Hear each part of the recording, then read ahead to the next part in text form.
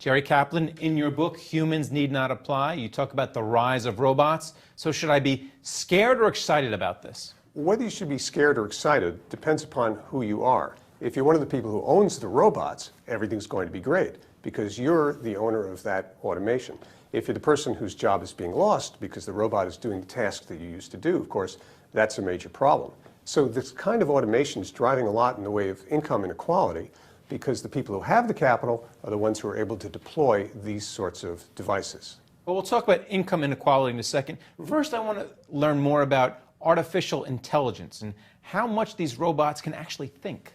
Well, I think the answer is it's strange to apply the word thinking to them. It's kind of anthropomorphizing them. And it takes us away from what's really going on.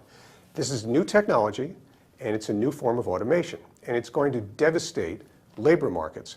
And on the other hand, it's going to make us a great deal more wealthy and more efficient in a lot of ways. So what's really happening is that robots that used to be confined to the factory floor are basically getting eyes and ears and the ability to engage in certain simple kinds of reasoning. And once you do that, you can take those robots and move them out into the field where they can work in human environments alongside people and begin to do tasks that normally require human attention, such as bricklaying and painting, digging ditches, just a whole broad range of manual labor, simply because those machines can now see, and so they can manipulate things in that environment. And if you're a human who is worried about losing his or her job because of these newly thinking and even feeling robots, what should you be doing in this economy right now? Well, what you should be doing is thinking about what kinds of skills you want to have that are not going to be automatable. There are different kinds of jobs. The kinds that are repetitive or they're based upon simple manipulations of objects, the typical manual labor that you see, those are the jobs which are well defined and there's a particular goal for doing them. Those are the kinds of jobs that are going to be automated. But if you're in the kind of a job where interpersonal relations are important, or in chaotic environments, or where you're engaged in a wide variety of different activities that you have to adapt to, we're a long way from building machines that can deal with those kinds of environments. So students today who are thinking about jobs in their futures, they need to change their education plans. And this is something you talk about in the book. You talk about a job mortgage program to help people get ready for this environment. Can you talk about that? Sure. Well, there are two parts to this, really. One of them is the kinds of what we should be training people to do. So let me give you a few seconds on that, if I could. Today, mostly we teach people to be laborers, to work in some kind of profession in the normal sense of having a job and laboring. Instead, in the future, we really need to be training a new generation of sort of mini entrepreneurs and mini investors, because we're moving from a labor-based economy to an asset-based economy. So the management of those assets is going to become increasingly important, something you guys know a great deal about here at the Street, versus the people who are actually performing tasks of some kind. Now, in terms of how we finance that, we are completely messing this up. Vocational training in this country is just an abomination. And that's primarily because the government itself is the lender of first resort. And we talk about investing in education, but that's not really what's going on.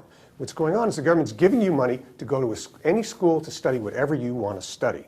And then, oh, you got out? Great, come on, pay it back.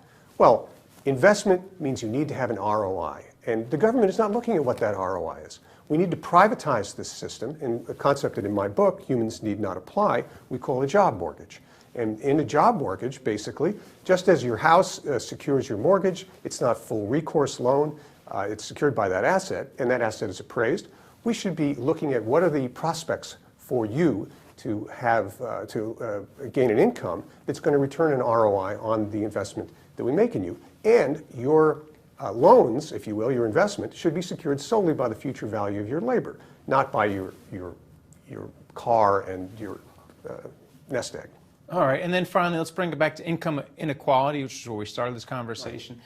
So talk about robots, and will they narrow the inequality we've been hearing about in the country, and we're going to hear more about as the presidential campaign goes on, or it's going to expand it? Well, the simple answer is it's going to make it a lot worse, because what we're seeing is that in the struggle between labor and capital, robots are capital. They're really just automation. They're not people coming to steal our jobs. They're investment in automation.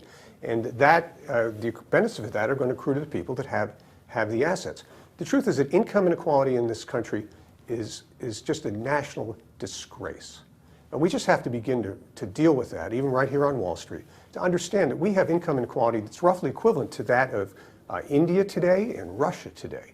And that's not the kind of society that even the rich people really want to live in. So we need to find ways in order to distribute future wealth, not current wealth. And I have a number of suggestions in my book, Humans Need Not Apply, that we talk about how to go about making the system fairer and also making it so that it really doesn't favor the rich in the way that it does today. All right. Thanks a lot, Jerry Kaplan. Thank you, Greg. And thank you for watching The Street.